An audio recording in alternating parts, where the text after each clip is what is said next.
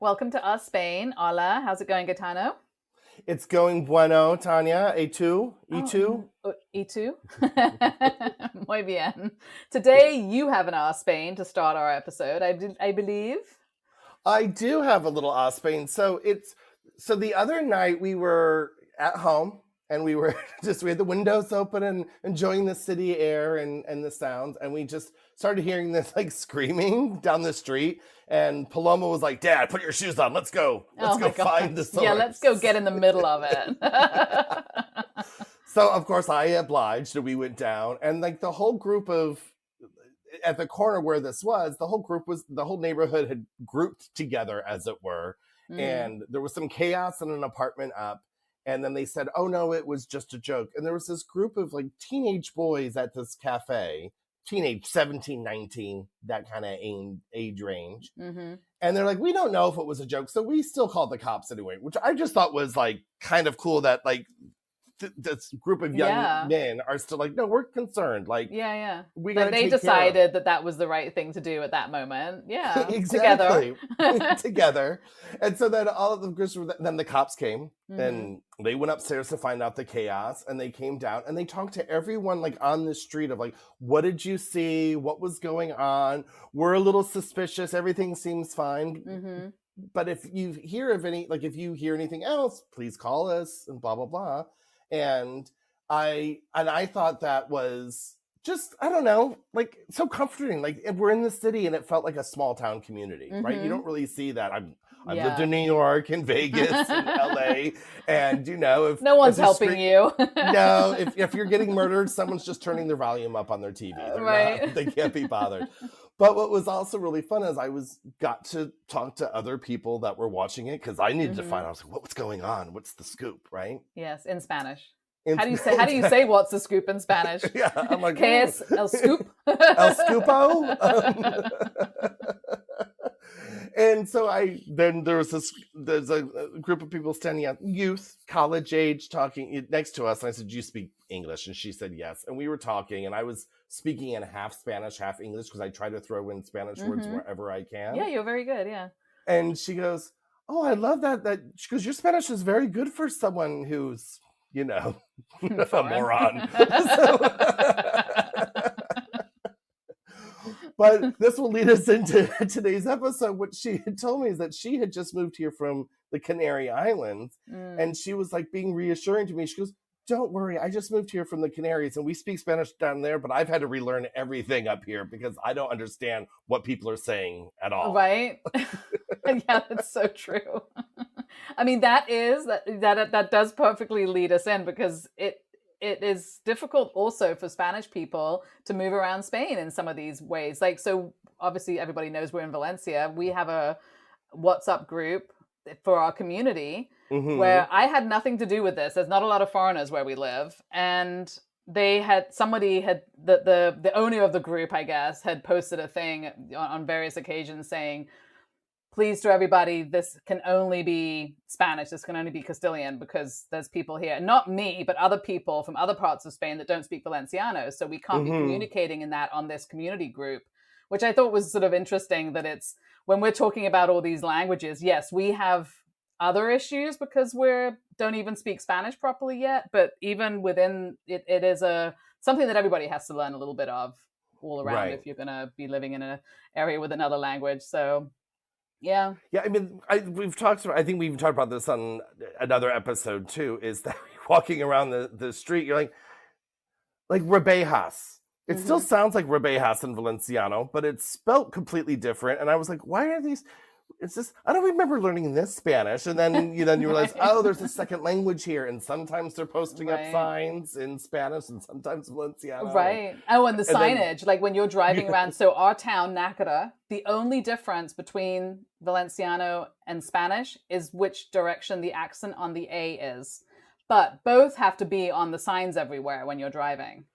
okay. Right? So you're like, this seems like a waste of space, kind of. Like, it's not that different, but because you have two official languages, you have to have that on everything. So I think we Right. can maybe just jump in then and start with the languages. We have Right. Spanish, good. and then we have co-languages, and then we'll talk about the dialects. So we'll kind of go through that. I will have to say, because I don't want to upset the Spanish, there is no such thing as Spanish, because all of the languages we're talking about are Spanish, as my Spanish teacher told me, that what we are going to, Castellano is the official language of all of Spain. Which they will call that Espanol. So they do have a distinction. Even the Spanish people have a distinction between the different languages as well.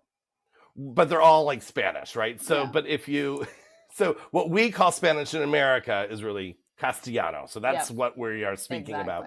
And some people will say Castilian in English, but the Castilian is really a dialect of the Castellano if you're speaking to a Spanish person. Well, now we're getting into the weeds. Let's just keep, we're going to try and keep, there's so much more to this, but we're going to try and give an overview. And let's just say that the Castellano, that is obviously the main official language all over Spain, which is spoken by 98+% of people. So I don't know who those other 2% are, but they're probably speaking a regional language and never learned in an area where the regional language is super, super strong. And they're not leaving the regional area. No, so that's fine. They don't need to. So it is the official language everywhere. And then you have in other areas, other official languages. But everywhere you are, you can get official documents. You can get everything done in Castellano. Right. That's where you can start. That's where you can start. And if you're learning Spanish, that's what you're getting. And if you're learning Spanish on Duolingo, be careful. You're learning South American Spanish. There's going to be words that are different. And it's very difficult, I think, to find one of these online apps that does the Spanish. So just be aware, but that's fine. And then there's 4 other official co-official languages. And that's what we'll go through those kind of relatively quickly. Which the first one being Valenciano and Catalan, which are Valenciano is spoken here. Catalan is in your Barcelona region, the Catalonia area. They are very similar languages. I personally would say they are a dialect of each other. Whoever what chicken and egg came first, I'm not going to get in. But there are many people in Valencia and many people in Catalonia that will tell you they are completely separate languages, and how dare you even begin to say they're similar. Yes, do not come to Valencia and call Valencian Catalan. That's not going to put you on the right foot here to start. It's like it's like the difference between English and American. So you kind of get the feeling of that. As an English person, probably as an American, you might feel the same. They're just very different languages, a lot of different vocabulary, but obviously you can understand each other. It's like you said, it's a dialect, but different. And there's a lot of pride and politics involved in what you call it. So just don't get into it. That's my advice. Just say, "Oops, my bad." Yes. Let's move on.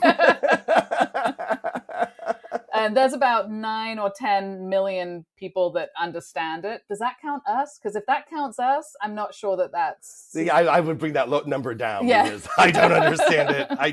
I see it and I know that I'm getting to the point where I'm like, oh, that's Valenciano. That's about as much as I understand that. I'm like, I know that's not the Spanish word. So... Yeah, I can read sort of posters and things that are coming in information because where we live, everything is put out in Valencian. But so let's say 4 to 5 million people actually using it seems like a better number for referencing, because that's actually people that are speaking it. It's part of their family, everything. Right. So that's a lot of people. Now, do you want to start us? I mean, do we dare and treat our people with our listeners with the histories of all of these? Should we? I guess we can do Valencian and Catalan and maybe skip over. I don't know. It's the one we're closest to, so maybe a little history would be good. Maybe I think what's interesting in the Valencian, because we are obviously more familiar with Valencian and Catalan, what's interesting is the words, and you might recognize some of these words as French words. But as I was told very strongly in my Spanish class by my linguistic teacher when we're all like, there's so many French words in Valencian, and she stopped the whole class. She's like, no, Stop. No, everybody put your pencils down, look at me, listen. And she gave us a full history of how, French and Catalan and Valencian were started together as, as from Latin early on in Roman Spain in the 2nd century BC. So just a little bit ago, with the Latin in the Iberian Peninsula, and all of these languages grew from that together and then separated. So the French words are not French, and the Spanish, they just all came from the same place. They're all Latin root words. Exactly. And and then when the Romans left, then they picked up their pieces and created their own languages, right? Then French came out of that, and Spanish and Italian and all of these came out of that. And then the Catalan that took shape in the Eastern Pyrenees and modern day Catalonia, and also southern France, because it's still spoken there a little bit as well. And I haven't heard it, and I don't understand it enough to be able to tell you the differences of how that language differs from the Catalan in Spain, or the Valenciano. From the cross the border one, and then the Valencia's rise in the 13th, 15th century sort of meant that Valencian started to kind of separate from Catalan and become its own language, not little language, big language. It became its own language, sort of similar to Catalan, but started to build a little bit of its own vocabulary. So they're different. They're all different in the same, but they all have the same roots. So one of the things that has helped me with Valenciano is my knowledge of what I thought was French, but maybe my knowledge of Latin. But don't tell anybody that, because I'm so anti-Latin being taught in schools, because we had to learn it in school. And I'm like, oh my God, don't tell me Latin's coming back to help me. Well, I will have to say for my daughters, it's helping them with they didn't learn Latin, but there was a whole coursework before we left the States for my eldest in the Latin root word stuff.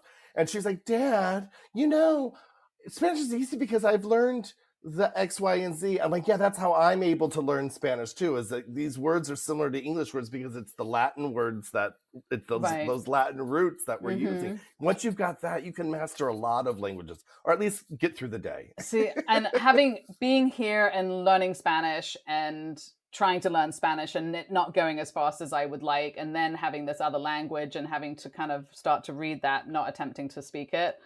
I have to say, all the years that I was learning Latin, it would have been much more helpful for me to have been learning a language that I could have actually used out in the world. And that would have taught me the things I needed to then learn another language. So that's my logic on that.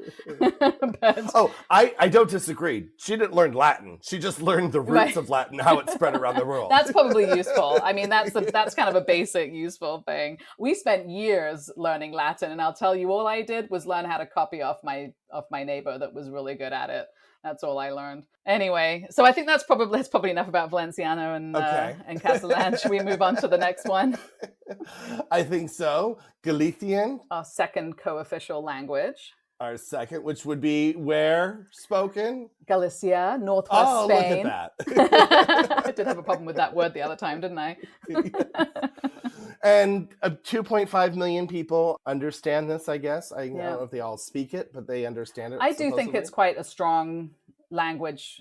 The co-official languages in Spain are quite strong in most of them. So there are quite a lot of people speaking them. And I know from here with Spanish friends, even though it's a language that needs to be taught in school, also in some, that's what the grandmother communicates with the grandkids to keep it going, and then the parents are speaking Castilian or whatever. So there's definitely a desire to keep it going, I think. And Galician is closely related to Portuguese, and they historically they grew up together as little kids. Right. So they were a distinct Romance variety of the language that was formed in the Northwest. And I mean, my knowledge of Portuguese is zero. I find it just the accent and everything. I don't recognize any words in it. So it's I have no knowledge or base for either of those languages. And what we've noticed too is a little bit of a decline and revival of all these co-official languages. Right. Like during the 15th and 18th, between the 15th and 18th centuries, they called it the dark centuries for Galician, or securos escuros. It was the Castilian was coming in, or Castellano was coming in, and replacing the Galician as the official documents and literature and all that stuff. But like you said earlier, grandma was holding true, and it was still spoken amongst the people, right? Yeah. While the elite used the Castilian Spanish. Yeah. I think obviously these languages have good times and bad times, and they did have a revival in the 19th century. 20th century obviously had a bit of a problems with when Franco was in. He was trying to minimize these other languages. So what's happening with a lot of them is that they had a bit of a downturn with him, and then sort of came back up again after that, where there was a sort of a lot of renewed interest in making sure that these languages weren't lost. And today, 2.5 million people speaking it. And definitely, I think in all of these areas, you'll find more people speaking it sort of daily and bringing it down and keeping it in the family in the more rural areas, I think. And if I remember correctly, like around the late 70s, early 80s, they declared Galician a co-official language with Spanish, right? So that was it was official. We're doing this.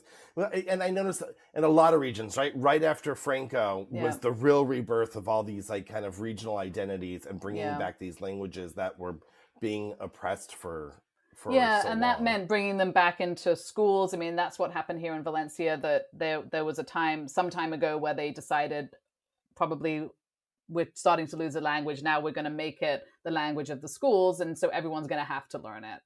And so obviously that has helped to maintain the languages in all the areas if they're teaching everything in school. And we're seeing it here. We've talked about this before, that our daughters at their schools, they are still learning, even they have to learn a third language, right? So they're learning, they're continuing. Well, you've switched schools, but my daughter's British school, so still learning English, trying to learn Spanish as a second language, and thrown in the Valencian once a week as well, just to keep so it spicy.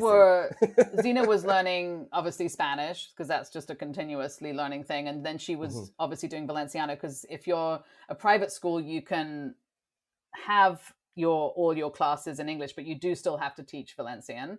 And then she was also had an elective of learning French or German, so she was learning 3 languages in school at some point. And now in the new school, it's a Spanish school, so they're a little bit more serious on the Valenciano, and she has more hours of Valenciano now in the new school, and she's now just doing sort of Spanish and Valenciano. So it's still a thing. And in the public schools now, they've just passed a law that the schools can now decide if they want to have Castilian or Valenciano as their vehicular language. And what happened with a friend of ours who have their kids in a kind of middle high school is that the parents could actually decide which one they wanted to do. So it looked like the public school was going to offer both, and you could decide which you wanted your kid to be in. I don't know how this is going to wash out, because this is all very, very new, but I do imagine it might mean that there's more public schools teaching in Castilian. Right. Well, in the city, it's pretty mixed. So there's the schools that speak Castilian and the schools that are teaching in Valenciano, and there seems to be there's kind of I want to say like a class struggle of who's going to whom and what you want out of your kid's education, right? So I think if you have a very strong Castilian home, you teach them Valencian to maybe you want them in politics here, you want them in that kind of track. And if you want your kids to be able to move throughout Spain, you want them taught in Castilian. It's kind of what I'm kind of gathering from people I've talked to, that it's kind of like that's the path, right? Because you can't get a job in the government here unless you have very good knowledge of Valenciano. No, or a hospital, which obviously is government as well. But if you want a job in a university here, or the government, or a hospital, any government situation, you will need a C1 in Valenciano to be able to get a job theoretically. And I think even if the education changes, that probably won't change anytime soon, because you will have to be dealing with people that their main language is Valencian, and that has got to be the same for other parts of Spain that have a co-language, where there's a big part of the population that is their main language. So I think even if the schools change, the need for people to learn these co-official second languages will still remain, and will still be something that children will have to learn in school. For sure. Yeah.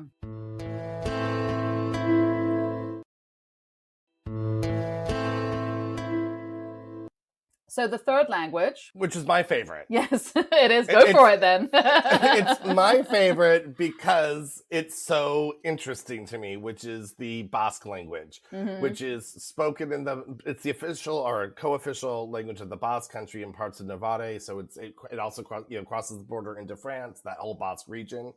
About 750 fluent speakers. 750,000 fluent speakers. Sorry, 750,000. Because 750 is probably not going to keep it up as a co-official language, I'm thinking, but... I'd be correct. Okay, so 750,000 speakers. But what I love about this is it is an anomaly in the whole world. It is not derivative of any language. Nothing compares to it. It's not rooted in Latin. It's not rooted in Slavic. It's not rooted in the Germanic languages. It's just its own thing. Yeah. Like, it's from aliens. They don't know where it came from. Proof of aliens on Earth, I think it's the Basque language. They just came down. I just think a group of people were just having fun and deciding to, let's just be ourselves, Yeah, which it's very interesting, and I think with all of the knowledge that people, not us necessarily, have on linguistics, that they really can't trace any of this back to anything, I think is absolutely fascinating. It makes you want to go learn it, but I'm having such a hard time getting my Spanish up to where I want that I'm definitely not ready for another language. Well, maybe Basque is really easy, and we could pick it up in no time. Who knows? That's always the dream, right? Oh yeah, it's going to be so easy. You just got to be there. So it doesn't work. I've been here 2 years. It ain't easy, kids. Oh my gosh, it ain't easy. So yes, a very, very, very interesting language. And then the fourth one is Aranese, I presume. Aranese. And you laughed at my 750, but yes. I mean.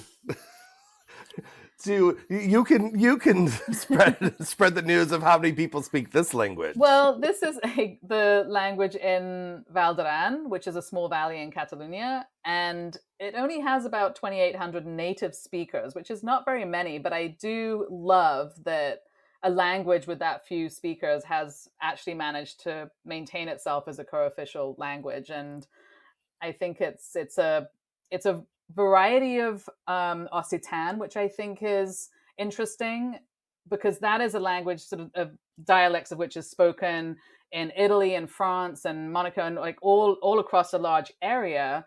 And this is the only version of that language that has official status anywhere in the world. So even though it's a small amount of people, they are a powerful small amount of people that have maintained this. Bunch, yes. So I love that. I think that's awesome.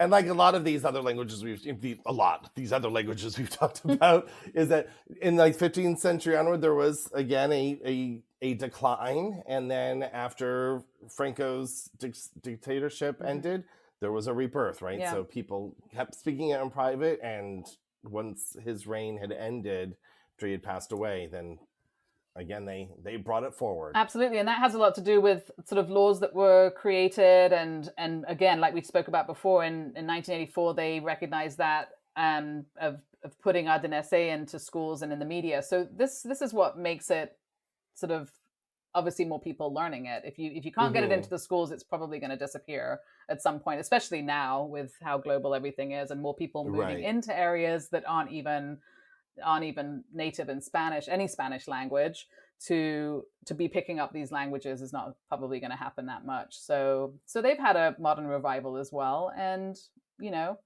you've got some people speaking it as a first language. And maybe there's a few more. There's maybe a few more than what we mentioned that are speaking it, but it's all levels of knowledge, isn't it? Right. So, yeah. And then I think we move into now, we've talked about the official languages. Now we've got to talk about the dialects. And I've lived in New York City, and there's 17 dialects of English spoken there. So of course, Right. Spain isn't good. I've been to London. I think there's 530 dialects of English spoken in London. Probably in 1 square mile. So I would Yeah. say this list that we have is probably the most known dialects, but I'm sure even within each of these, there's going to be lots of different ones. So these are, Right. like you said, non-official. They're dialects that are spoken in certain areas and more than what we're going to mention, but we're just going to kind of gloss over the main ones. But I mean, in England and in America, yeah, it's insane, right? Especially in England, every new village has another sort of regional accent, at least, which probably Right. come with its own words. And so we're not going to, we could not possibly touch everything, but why don't you start with one of the first one that we have here? Okay, so I'm going to start with a language, not a dialect. Now, Yes. this language will have its own dialects, but it's not a co-official language, which is the Aranese, Mm-hmm. which is its own language, and it's spoken in the northwestern Yes. area of Spain and into Portugal as Mhm. well. But it's Astraleonese Mhm. is it's its own group of languages that form, how would you say, like a continuum, right? So they might not be spoken the same, but they Right. can So be they have understood, dialects. right? So Along the yeah, range. it's a language that has loads of dialects around that region, including Right. blending into Portugal because things were, more blended then. Right. And then this was developed as all these kind of languages were, right? Mhm. That in that vulgar Latin, Yes. right? It was Latin came, and then they formed their own languages around it as time went by in isolation, right? Absolutely. As they were isolated from themselves. Yeah. So to name a few, we have Asturian, Leonese, Mirandese, Cantabrian, Extremaduran. Those are some of. How did that go? Was that okay? That sounded great. You got a gold I star. got a gold star. Yay. Yeah. So those are some of the languages, the dialects of Astur-Leonese that exist over in that part of Spain. And, they are not spoken by a lot of people, but collectively, I would imagine there's a lot of people speaking that language in different dialects Right. across the region. Right. And then we have Aragonese, Mm-hmm. which is spoken in northern Aragon. Go figure. There you go. Also, It's not official, not a co-official language, but another language. right. What makes it a language, Right. Gaetano?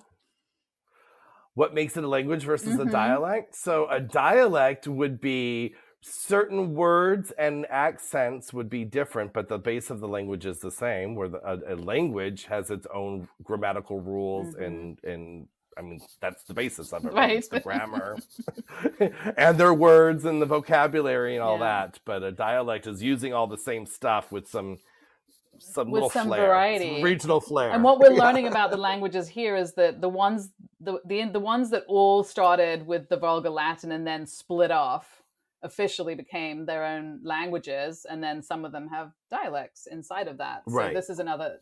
The Aragonese is another actual language because it also started with the Vulgar Latin many Right. years ago. Many years ago. I was just a baby. Oh. And so, according to my kids, Yes. I still get the 1803. Dad, were you alive in 1803? You won't be alive next year. So there you go. Or in a minute. Yeah. So now we're going to go to dialects. We have a couple. And the first one is Andalusian, which is a dialect of Castilian. And the big thing about this is that they don't do the lisp, which I think a lot of people maybe like about it when you're learning how to speak it. And they do have some other, there's a lot of other sort of variations to it, and dropping some of the consonants at the end, like the S. But otherwise, I don't think one would have a huge problem understanding it. I don't think it's a very far off of Castilian, but it depends on people's accents. It's like too. Yeah, it's like trying to understand Brooklyn from Manhattan. Yeah. You'll get it. Once you get your ear sorted out, you can follow. Yeah. And then the last dialect is what I had just found out about, which is the Canarian dialect. Mm-hmm. And what I thought was really interesting about this after I met her, and then I did a little research of like, what's she talking about? This She can't be doesn't know real. what she's talking about. Spanish is Spanish. So again, they don't use the Z lisp sound, and they use ustedes instead of vosotros. Now that's grammar stuff. So if you don't understand what we're talking about, don't worry about it. When you study the language, you will. And then you'll start to cry. And then you'll start to cry. And they also don't use the day to denote possession. Oh, interesting. So it's no like Casa de Maria, it's Casa Maria. Okay. Now, if you're noticing that, this is the language this is the Spanish that was brought over to the New World, and so it's the bridge between Andalusia. So this kind of came from Andalusian dialect, and most of the early settlers to the New World were from the Canary Islands, which I did not know. And so if you're from Latin America, you'll understand the Canaries. That makes a lot of sense because in. some of that makes so much sense. I mean, I didn't know that the Canary Island had that part of the language going for it, but it makes sense that the Latin America has all those little nuances that are different from Spanish. And I just assumed it was something that was happening over there. I never thought that it was something that came from here. Same with me. I didn't know that. So when people when people say I speak Latin American Spanish, really you speak Canarian Spanish. So giving the kudos to our new motherland. Exactly. I do want to go there. I do want to go to the Canary Islands. They look beautiful. They do. Yes. So I think we've done the languages, and we've spoken a little bit about what it's like living in an area with a co-official language, but we can sort of pop into some other parts of that as well. I have to say personally, it's a lot more than I thought it would be. I didn't put maybe as much thought into that as I probably should have when we were moving, because it didn't cross my mind that it really would be sort of everywhere. It's alive. It is really alive. Right? It's alive. Yeah, I mean, everything is like, do you want this in Castilian or Valenciano? And I'm like, can we have an English tab too? Yeah. But I mean, I remember when I was getting I was getting something I needed to get something to get something done here. So I had to go to the government office and I put my address in and he wrote it down, just, changed an N for an M. I'm like, oh no, you misspelled that. He's like, and he gave me this look of like, this is the Valenciano. This is the way it's done. And that is actually probably the place where it's very complicated is in addresses, because every street has a Valencian name and a Castilian name. So, and sometimes what's happened to me on multiple occasions is I'll put an address that somebody gave me into Google, and then it'll change it and it'll put me somewhere else. And initially I'm like, that's not what I put in. And I put it in again and it changes it. And then you obviously don't know where you're going, or you wouldn't be using Google Maps or anything. And that is very confusing. So now I always get pins from people, like, give me a pin of where your house is. I don't want to be messing with this thing because I don't know. And sometimes it's kind of the same name and sometimes it's something totally different, like it's because of how that person's name was or whatever it is in Valenciano versus Spanish. So that's kind of, I think, one of the places where I wasn't expecting to have problems finding people's addresses, and that is a problem. And what I also find about the Valenciano and the Castilian here is that when you hear it, the accent's the same. So I don't, do you know what I mean? Totally. When it's coming out of their mouth, I'm like, I don't know that Spanish word. You're like, maybe that's Valenciano they're speaking, because I can't tell. It's not like you went from like a Germanic sound to a lovely like Spanish sound, right? It's like they're very similar in the sound to your ear. So you're like, I don't know what you're saying. No, it's very difficult. And I don't know about other parts of Spain, whether, for instance, they're, let's say they're speaking Basque and then they're speaking Castilian. And I would imagine that they're probably using maybe the Basque accent on their Castilian up there as well, so that there's something where you also can't tell. Definitely here. And whether or not that's happening in other places, I don't know. Someone will talk to me, and because of my level of Spanish, I'm not fluent. I'm not completely fluent in Spanish. So I don't necessarily know if somebody's using a word I don't know in Spanish or if they've moved to another language.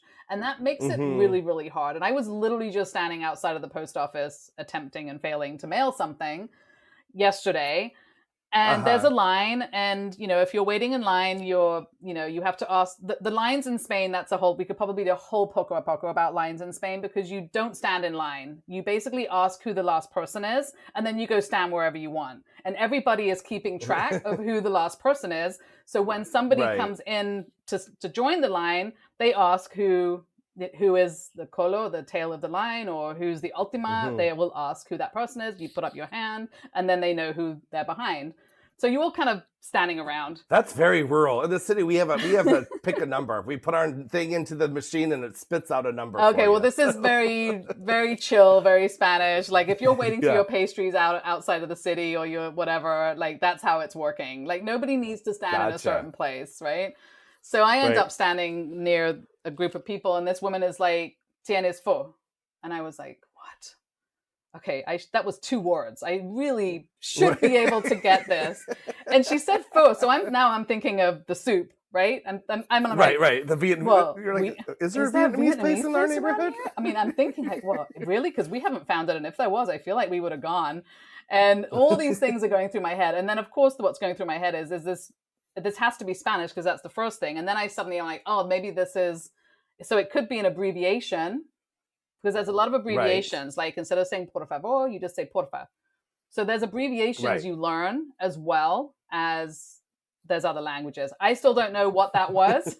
I finally figured. So you don't know what she was asking? I finally figured it out, because she did the cigarette kind of thing. She was looking for a light for her cigarette, but it was funny, because it was just, again, one of those moments where I'm like, which language is it? Is it an abbreviation of Spanish? And obviously, when your Spanish gets better, these things improve. But having to think like that way all the time when someone's speaking to you is kind of difficult. Obviously, if somebody knows you're a foreigner, they're not going to start speaking to you in Valenciano, I'm almost sure. But Well, I know there is a woman at the grocery store, one of the cashiers, who is very nice, and I know she's speaking Valenciano to me. Oh, really? Because I don't understand, and I'm like, I can't make out one of these words. She's taking it on as her job to make sure that you're learning Valenciano too.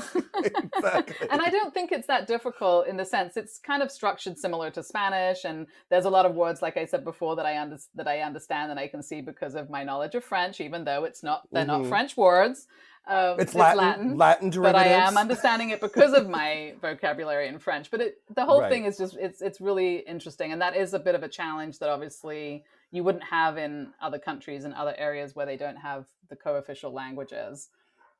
Right. And then also just stuff that gets put out, right? Like, if there's an event, the posters are in Valencian everywhere here. I don't know if it's like that in the city. If you get stuff from the city hall, obviously you can get it in both languages. Oh no, stuff it's both languages. You'll see like Faya's posters in Valenciano, you'll see them in Spanish. Yeah. And you're just like, I think I know what you're talking about. Like I said, the Rebejas signs, they're in one store will have them in Valenciano, one will have them in ours are only in Valenciano out here. They're not I can go to the city hall and get information in Castilian, but the things that are put out, and the posters that are put out, and the JPEGs that are put out on WhatsApp groups and everything, it's all in Valencian. So you need to at least be able to read it, which is honestly the easiest part, reading another language, I think, anyway. It's the speaking and understanding other people talking, which really... It's the getting the words in your mouth from your brain and to think in that language. That's so one hard. day, maybe I'll think in Spanish a little bit. I don't know. I know. Yeah, I think it's... But overall,